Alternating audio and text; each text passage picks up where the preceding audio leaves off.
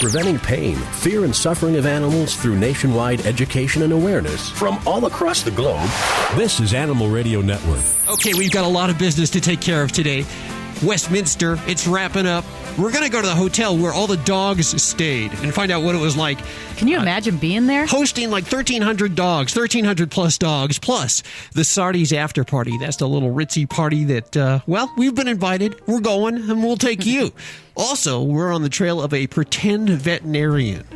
Ooh, that doesn't sound very good. No, we're going to have to call in the DA for this, and we will do so. Also, from MASH, Radar O'Reilly, Woo-hoo! Gary Burghoff talks about animals and artistry. He joins us today. But first, 1-866-405-8405. And I know this is your favorite part of the show. Yeah. Okay, so we have a caller on the line. Who's calling? Look at her take This over. is Mark. Hi, Mark. Where are you calling from? Not a word edgewise. Wisconsin, the Badger State. The Badger State, Wisconsin, is that because they have some kind of team from there, or is it just an infestation of badgers? Well, it's a college thing. It's, the Wisconsin Badgers. Oh, college football, huh? Okay, Oh, yeah, see? big football state. Okay, I learned something new Big today. into my football. What can we do for you? I have a question. Uh-huh. I work all day and I leave my dog in a crate, and I'm just wondering if that's wrong or... Sounds like a song. I work all day, leave my dog in the crate. Country song. I'm sorry, I didn't mean to interrupt you. What about it? You just wonder if you should do that and leave your dog in the crate all day? Yeah, or if I, leave him out, or because he pees all over the house and everything. When I come home, I got to pick it all up. And It's not really fair to the dog to leave him in the crate if you're going to be gone for 8 hours or more. If possible, if you can, I don't know how far away you work from your home, but if you can get home at lunchtime and give the dog a break, let it run around for a few minutes outside and go to the bathroom. Or if there's someone in your neighborhood, or maybe you can pay a pet sitter or somebody to come in on a daily basis while you're gone in the middle of the day. Is a dog a small dog or a large dog? it's a small dog. It's a Chihuahua. Yeah, they don't hold their bladders as well. And sometimes what you can also do with a small dog is you can litter train it. There's some products on the market that you can get these little household litter boxes for small dogs. Or if you can find, like I said, a pet sitter or someone to come in the house. What kind of job do you have? Can you take your Chihuahua to work? I take that for granted. We take our animals to work. Yeah. I wish I could take him to work with me, but I can't do that. Well, try to. There's also doggy daycares. You could doggy leave it. Daycare, yeah. Yeah, you could leave it. At a doggy daycare during the week. It would be able to play with other animals. But I would try to find someone. If you can't make it home, try to find someone, a pet sitter or a friend, someone to come in, or if you can find a doggy daycare, because that's probably really pretty tough. lonely. Yeah. Yeah, that's really tough on the little ones to be in a crate. How's he all day. reacting? Does he have any kind of separation anxiety, or does he freak out, or? I just get excited when I get home and I let him out. I bet. He's ready to play. Yeah, if you can, try to figure out a way so he's not kept in that crate all day by himself. Okay. Okay? Thanks for calling, Mark, from the Badger State, as I learned, at 1-866-405-8405. Can we get the Dragnet theme? Now, Judy, get this. Can you imagine going to the veterinarian for some common procedure and the veterinarian botches it all up, and then you find out the veterinarian isn't even a veterinarian, doesn't even have a license? Ooh, that's not a good thing. Well, here we go. Ladies and gentlemen, the story you're about to see is true. The names have been changed to protect the innocent. Do-do-do-do-do. He came from the streets of Brooklyn, a cool customer on 4 legs, the perfect bait for a sting on a fake veterinarian. Carol Moran, Deputy District Attorney in Brooklyn. How are you doing? Very well, thank you. Okay, tell us the whole story the way you see it. Well, it was a bad situation. Okay. Our defendant had pretended to be a vet for several years, and in addition to just doing general grooming and babysitting of people's pets, he graduated to really what was a horrible next step. He began to do invasive surgery. Oh, no. Ooh, and no license. No license, no training, no vet tech license, nothing. Oh, no. Nothing. He had worked at some point in the past in a veterinarian's office, but wasn't licensed even to do that. And certainly he was not a veterinarian. So you decided to set up a sting. Well, we learned about this because he had done abdominal surgery, major abdominal surgery, on a Boston Terrier named Bert. Oh. because he thought Bert had some internal troubles, and his answer was to slice him open. Oh, no. So it was a horrible betrayal of that relationship with Bert's owner, Mr. Reed, who really thought he was handing over his beloved pet to somebody who would take care of him, not who would injure him further. I have to ask, how is Bert? Bert is fortunately fine. Okay, good. After the defendant returned him bloodied and, he'd sewed him up, but it was a bad stitch job, and it had been a very deep cut and about 6 inches long. Bert's owner took him to a real vet. And the real vet then confirmed that the defendant in our case was not a trained vet, based on what she saw and her conversations with him. And Mr. Reed came to the Brooklyn District Attorney's office, where Joe Hines is the district attorney. And what did Joe say? And Joe said, we usually do undercover operations with gangs, with drugs, but this is a really horrible thing. This man, who knows who else he's preyed upon, we have to figure out a way to catch him. But the catch was he doesn't have an office. He has a cell phone, so there's no way to track him down. That should be your first sign, ladies and gentlemen. Yes. Okay. I think so. And you know what? There's usually in most states, there is either through the Department of Education or usually there's a website that will allow consumers to confirm that their veterinarian is in fact licensed. In almost every state, there's a licensing provision. In New York, it's through the Education Department, but everybody will have it, where you can call in or go online to confirm that your provider is actually licensed. Okay, so you had to catch this guy. You had to set up a sting. Right.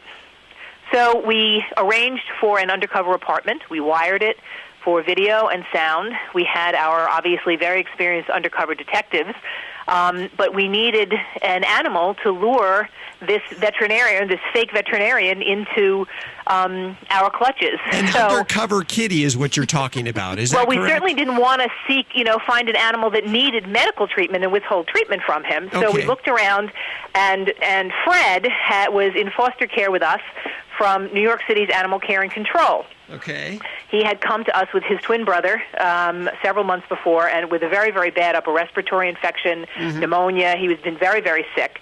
And as a result, he hadn't been neutered yet. Okay. So Fred's nearly 9 months old. Normally, you should neuter your animal by then. Right.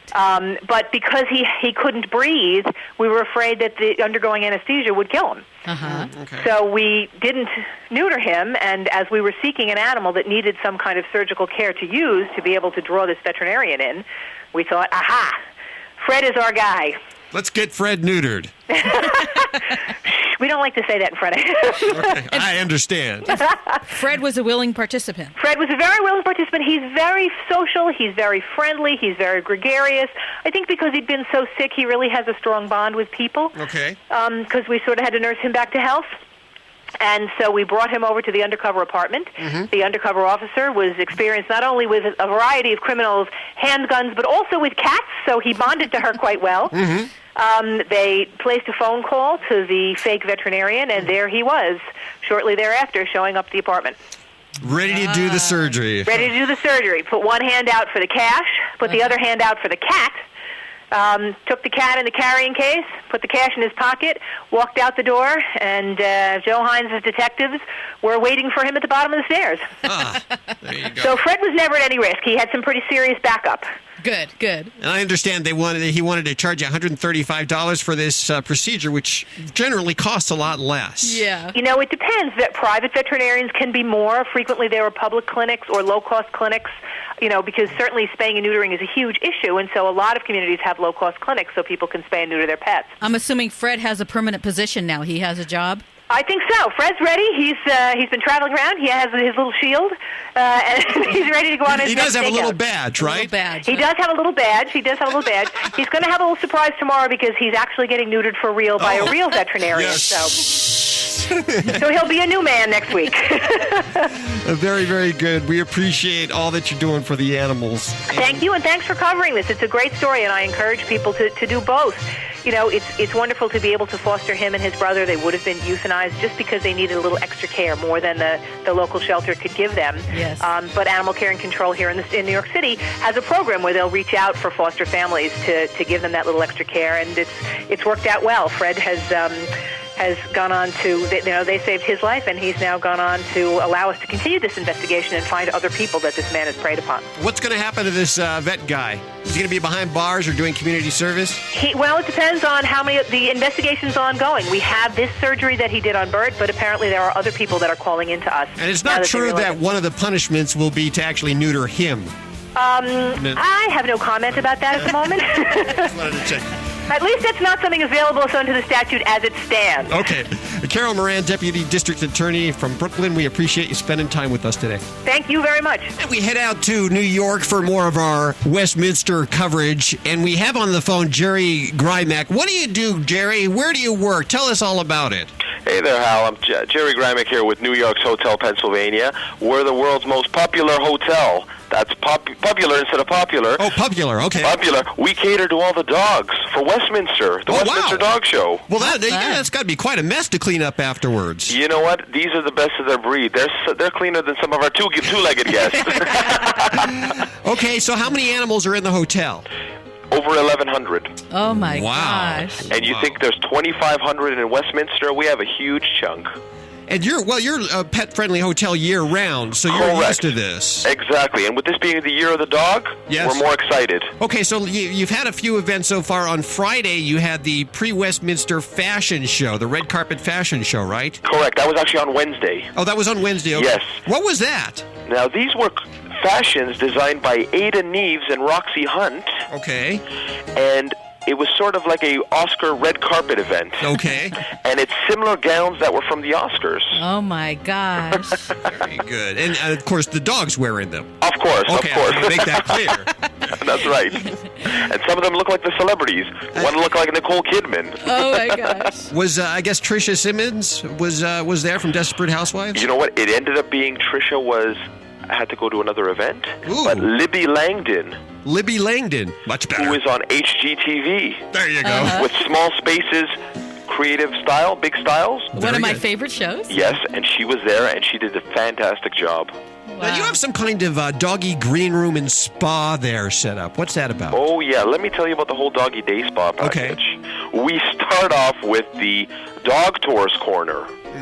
And that includes a canine and handler masseuse, a doggy and animal communicator and psychic. Then we move on to the his and her bathrooms.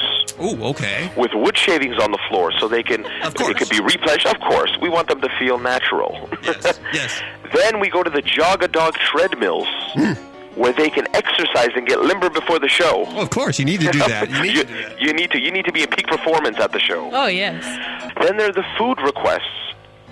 And you know what seems to be popular? Cheeseburgers. Well, of course. Cheeseburgers. Now, these are, again, for people or for the dogs? For the dogs. Now, these you would think that they want to be in top shape for the show. That's right. Cheeseburger, of course. I know before triathlon, I like to have a few cheeseburgers. Yes. So, any stories stick out? Oh, some of the clothing has just been unbelievable. And how the clothing resembles the owner. Really? They look alike? They look alike. They wear the same clothes. They have the same hairstyles.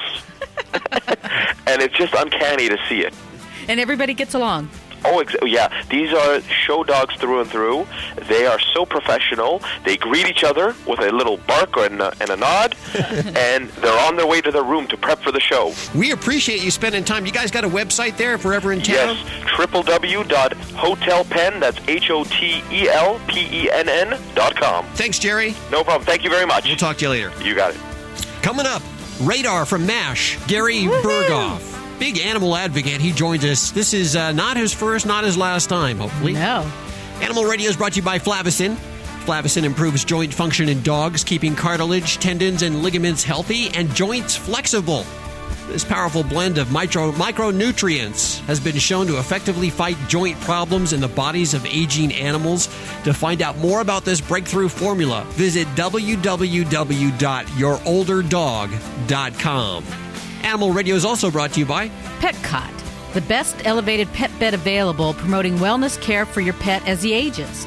All parts of the bed are replaceable, so you'll never buy a new bed again. Visit them online at www.petcot.com or call 1-866-271-2687. Flavocin keeps cartilage, tendons, and ligaments healthy and joints flexible. Hear what people are saying about Flavocin. Concerning my dog Zodiac, I started her on the Flavocin probably about a month and a half ago. I have to tell you, for a 13-year-old German Rottweiler with spinal arthritis, she made a turnaround in less than 7 days. We had thought that we might be losing her this year and have to put her down, but she seems to be really reacting to it very well. To find out more, visit www.yourolderdog.com. That's yourolderdog.com. Listen up, Southern California. Don't miss the Temecula Pet Expo at the Downs from March 31st through April 2nd in conjunction with the World Cup Qualified Equine event. This expo has it all. Pet workshops, adoptions, the latest pet products, and a kid zone. In addition, a percentage of every paid admission goes to local schools. To learn more, call 1-866-653-7533 or visit www.socaltradeshows.com. That's socaltradeshows.com. This is Animal Radio Network. The Petcot is the best elevated pet bed available. What makes it so different? It has an elevated supportive design, promotes wellness care, is comfortable and hygienic. It's durable and a breeze to clean. The Petcot is also safe for use indoors and outdoors. And best of all, you never have to buy a new bed again. All parts are replaceable. Order online at www.petcot.com or call 1-866-271-2687 to get yours. Preventing pain, fear, and suffering of animals through nationwide education and awareness from all across the globe. This is Animal Radio Network. I don't know if you got a chance to watch Westminster, but Rufus, what a cute dog. Best in show, and hopefully soon showing up at Sardi's for the exclusive Westminster party. Will be there too. Animal Radio is brought to you by the American Anti-Vivisection Society. Did you know that your common everyday purchases can make a difference for the animals? Yes, it can. You can get your free, did I say free? Free compassionate shopping guide by calling the American Anti-Vivisection Society.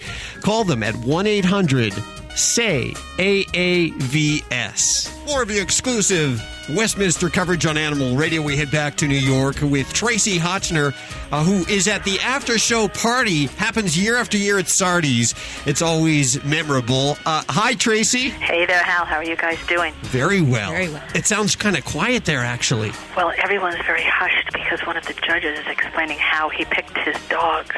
Oh. And I've written down some of the words that he used. They're just hilarious. Okay, let's hear. It's a whole other world. And everyone is on pins and needles because Rufus, the winning dog, was going to be coming to Sardi's any minute. Oh, so you're all waiting for We're Rufus waiting for to show up. Rufus, yes. Everyone's waiting for Rufus, and there's photographers here and a lot of reporters.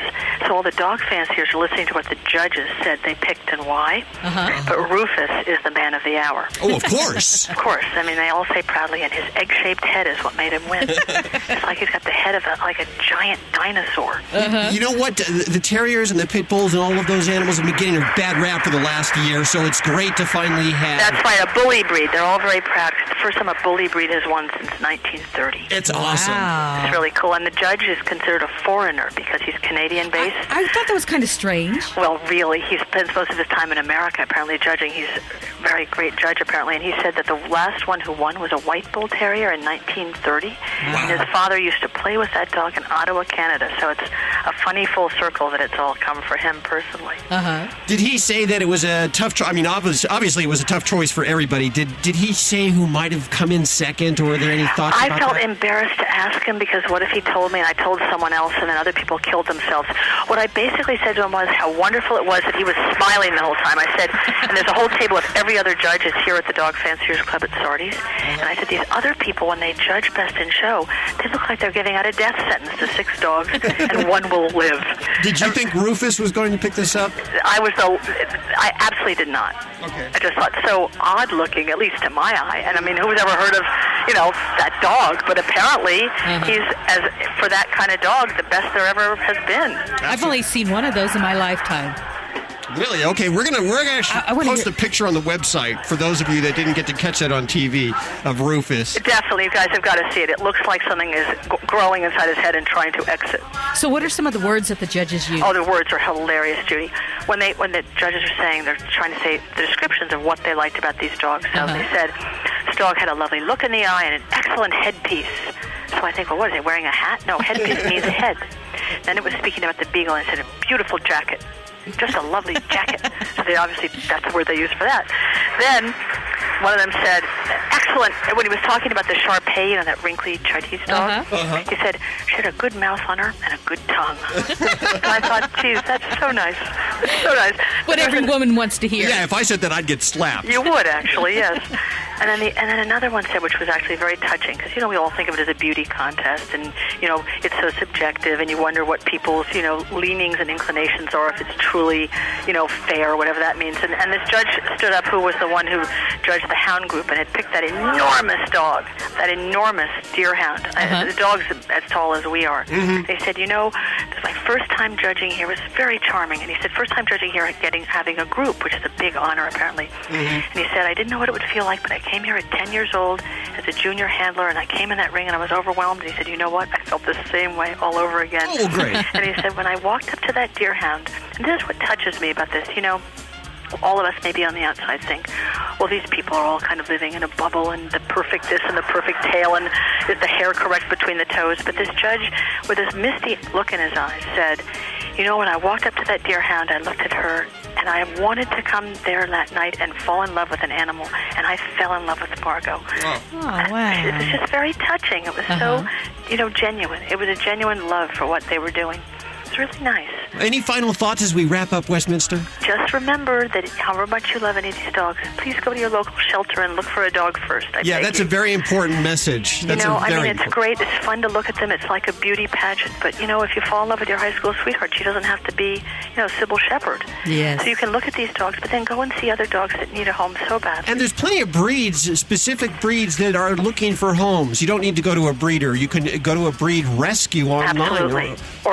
Or call any of these breeders, and many of them get dogs given back for reasons that are nonsensical. You know, I heard one the other day that someone said that someone came into the shelter with a purebred dog and said, I've changed the decor of my apartment, and she just doesn't match anymore. Do you have one that's more beige? Ooh. Nice. Wow. So this is the kind of dogs that are given back. Lovely dogs. So check it out online, petfinder.com. There's just every breed you could ever want. Now, we've heard some rumors about some of the foods that these animals have eaten during the week, and cheeseburgers being one of their favorites. I'm kind of curious as to... I don't believe a word of it. That's just what the announcers say. They say cheeseburgers are a favorite, maybe back home in Iowa. But these dogs are guarded like the crown jewels. They don't want them to drink regular water. Everyone runs around with water bottles for them. They don't give them anything funny to eat. They watch them like a hawk. Do you have any idea what Rufus is going to be served for lunch today? Well, he's probably going to have what we all had, a big piece of prime rib and a baked potato. But whether he'll eat it or not, who knows? But on the other hand, if he got his tummy upset now, it wouldn't matter. It's all over. Very good. Tracy Hotcher reporting from New York, Westminster, as it wraps up at Sardi's. The Dog Bible is the book. We love having you on Animal Radio. Thanks a lot, you guys. You're listening to Animal Radio. You can learn more about today's guest at animalradio.com. Log on. Learn more. 1-866-405-8405. Hi, who's this? This is Gloria. Hi, Gloria. Where are you calling from? Calling from Missouri. You won't let me get a word in edgewise today. I'm going to turn the show into the Judy Show. Okay. Hi. Hi, Gloria from Missouri. Gloria. Hi. Yes. You have a question? I do. Okay. It's starting to get warm out, Yes. and we are turning our ceiling fans on. And every time we turn it on, the cat gets freaked out and runs out of the room. Aww. Scared of the ceiling fan. You know, it's... A ceiling fan is like this big looming creature up at the ceiling when the cat looks up and sees this thing, and it really frightens them, and I can understand why they're afraid of it. But there's some things you can do. Okay. What you need to do is to turn on the fan, turn it on really low so it's not going, real fast, and get his attention in a room just next door.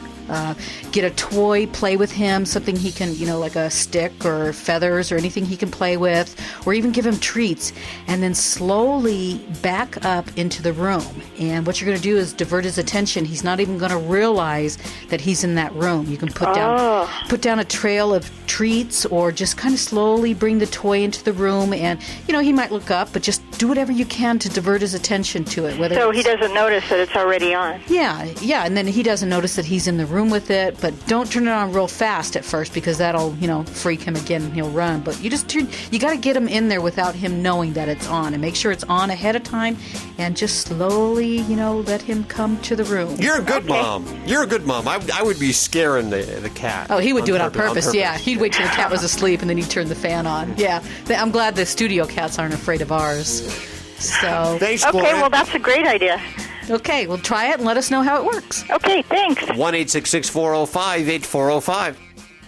Welcome to Voice of the Animal. 525,600 minutes. How do you measure a year in your life? In the Broadway musical Rent, from which the line from this song is taken, those minutes are measured in love. Does love play into how you measure the minutes of your life when it comes to animals? In the 525,600 minutes of this year, one unspayed mama kitty and her unspayed and unneutered offspring will give birth to 127 cats. This year, 13,665,600 animals in laboratories will die from having eye drops, lipstick, drain cleaner, wrinkle injections, and countless other consumer products tested on them. That is 26 animals every single minute of every single day. 17 million wild animals will be trapped this year for their fur. That means that every day, 46,575 animals, including bobcats, coyotes, red and gray foxes, badgers, mink, beavers, lynx, and wolves, will die in a trap. During the 4 minutes you and I are talking today, 130 animals will have died a gruesome and painful death.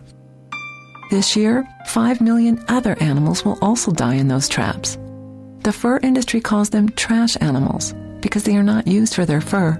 They will just die in a trap and be discarded. These 5 million trash animals will include pets, dogs and cats, as well as hawks, owls, golden eagles, squirrels, blue jays, ducks, swans. Will the minutes of your year include buying any garment, pet toy, or trinket with fur? In the 1,440 minutes of each day, 355 million pigs are slaughtered on factory farms. These pigs will not experience 525,600 minutes because they are killed before their first birthday. And since they live their lives in cages so confined they cannot even turn around, they die, never knowing the feel of sunshine or the earth or the kind voice of a human being, and certainly not love. The same thing is true for the 38 million cows and calves that are slaughtered each year on factory farms, and the 250 million turkeys, and the 8 billion chickens. That number of chickens is so high that my calculator would not record it, so I can't tell you how many chickens are killed during this program, but it is far more than the minutes in a year. These are some of the ways some people spend their precious minutes every year, by supporting and trafficking in pain, despair, greed, and cruelty. Yet there are those who spend their minutes with great love for the animals. You can too. You can help that mama kitty by trapping, spaying, and neutering any stray cats and dogs and adopting them, or giving money and support to those who already do. So many great companies employ methods of product testing that do not use animals. Spend the dollars you earned with your minutes worked and buy your eye drops, lipstick, drain cleaner, and wrinkle injections from these companies. That way, when you look in the mirror, you will reflect compassion. Be a considerate and conscious shopper. Choose not to wear fur or leather. Don't clothe yourself in a garment stitched from despair. Knowing the horror inflicted on animals in factory farms, consider becoming a vegetarian. You will look better, feel better, and as Leonardo da Vinci said, your body will not be a tomb for another creature. This year, why not use some of your precious 525,600 minutes to help the animals? Because here's what happens when you spend your minutes with kindness, compassion, and conscious consumerism. For both you and the animals, those minutes grow into a year of love. For information on how you can make a difference in the lives of animals, please visit us on the World Wide Web at voiceoftheanimal.org. For Voice of the Animal, this is Rayanne Cumulos. It's flown by once again. Remember, there's lots more animal radio. In fact, there's 24 hours a day, 7 days a week of animal programming at animalradio.com. Good stuff there. Next week, Yes? We're focusing on animals online and how the online world affects our pets. Wow. If between now and then you get a pet, remember to spay or neuter it. And if you're looking for a specific breed, don't go to a breeder. There are plenty of breed rescues online. You can find the exact dog you're looking for. Where? Just online? Just online, Any yes. breed? Any breed. If you're looking for a pug, go to a pug rescue and you will find one. There you go. Have yourself a great week. Remember, don't declaw. We'll see you next week right here for more Animal Radio on this fine station. Bye-bye. Bye-bye.